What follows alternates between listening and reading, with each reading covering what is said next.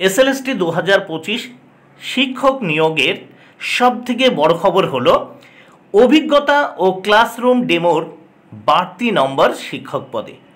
নিয়োগ বিজ্ঞপ্তিতে বিভ্রান্তি বাড়বে, এই ব্যাপারে কিন্তু চিন্তায় রয়েছে শিক্ষা দপ্তর। কেন চিন্তায়?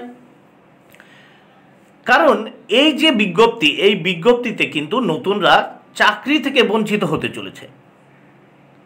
আর সেক্ষেত্রে যারা পুরনো শিক্ষক রয়েছেন বা যারা যোগ্য শিক্ষক, যারা 2016 সালে শিক্ষকতা করত, তারা চাকরি থেকে বঞ্চিত হয়েছে বা চাকরি থেকে বিতাড়িত হয়েছে, বা যাদের চাকরি চলে গেছে, তারা কিন্তু বড় ধরনের সুবিধা পেতে চলেছে। কারণ লিখিত প্লাস অভিজ্ঞতার নম্বর, এসএলএসটির যে লিখিত পরীক্ষা হবে 60 নম্বরের, সেই সঙ্গে 10 নম্বরের অভিজ্ঞতার নম্বর যোগ করার পরেই ইন্টারভিউতে ডাকা হবে। সেক্ষেত্রে বঞ্চিত হবে কারা? নতুন যারা চাকরি প্রার্থী তারা বঞ্চিত হবে, কারণ তারা কিন্তু অভিজ্ঞতার যে 10 নাম্বার, সেই 10 নাম্বার পাচ্ছে না। আর 10 নাম্বার না পেলে কিন্তু তারা ইন্টারভিউতেও কিন্তু পিছিয়ে পড়বে। কারণ সমস্ত যারা যোগ্য প্রার্থী যারা ছিল, চাকরি থেকে বিতাড়িত হয়েছে 2016 সালের যে চাকরি, সেই চাকরি থেকে, সেই সমস্ত যারা পুরনো শিক্ষক তারাই কিন্তু সকলেই চান্স পেয়ে যাবে ইন্টারভিউতে। সেক্ষেত্রে যারা নতুন যারা চাকরি প্রার্থী তারা কিন্তু শুধুমাত্র তাদের জন্যে যে বাড়তি শূন্যপদ, সেই শূন্যপদেই কিন্তু সুযোগ পেতে পারে। এ সম্পর্কে আমি আরও বিস্তারিত এই ভিডিওটিতে আলোচনা করতে চলেছি। নিয়োগ বিজ্ঞপ্তিতে বিভ্রান্তি বাড়বে, চিন্তায় শিক্ষা দপ্তর। সুপ্রিম কোর্টের নির্দেশ মেনে স্কুলে স্কুলে শিক্ষকদের নিয়োগ বিধি ও বিজ্ঞপ্তি প্রকাশিত হয় শুক্রবার। সেই বিজ্ঞাপনও কিন্তু আংশিক, কারণ কলকাতা হাইকোর্ট ও সুপ্রিম কোর্ট 2016 স্কুল সার্ভিস এর গোটা নিয়োগ প্যানেলই বাতিল করে দিয়েছিল। তাতে নবম, দশম, একাদশ, দ্বাদশের শিক্ষকদের পাশাপাশি কিন্তু গ্রুপ ডি, গ্রুপ সি কর্মীদেরও ক্ষেত্রে এটা ঘটেছে। এইবার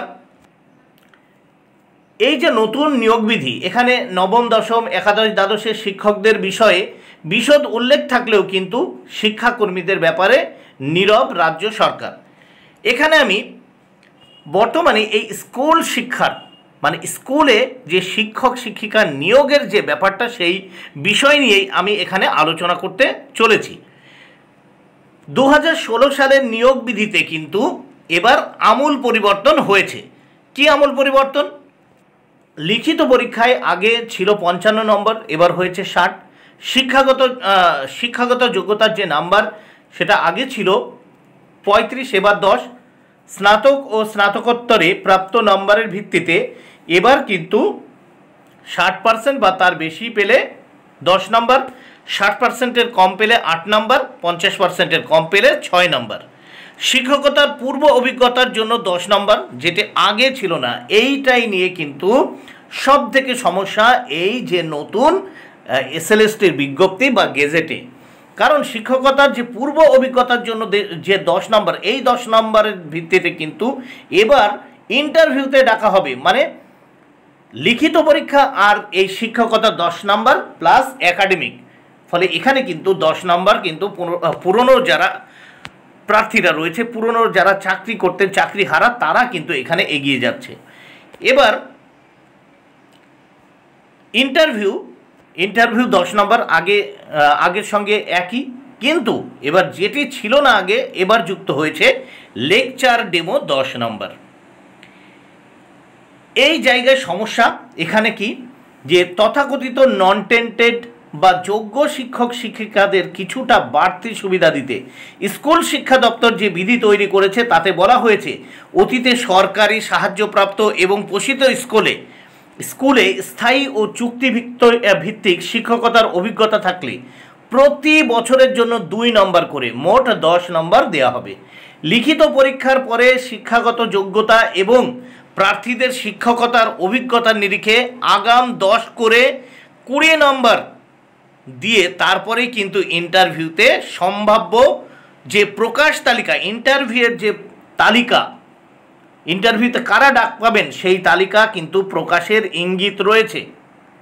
আর প্যানেল প্রকাশের আগে ইন্টারভিউয়ের পাশাপাশি ক্লাসরুম ডেমোর জন্য আরও 10 নম্বর বরাদ্দ হয়েছে। অথচ বৃহস্পতিবার রাতে প্রকাশিত উচ্চ প্রাথমিকের নিয়োগ বিধিতে কিন্তু একেবারেই উল্টো চিত্র রয়েছে।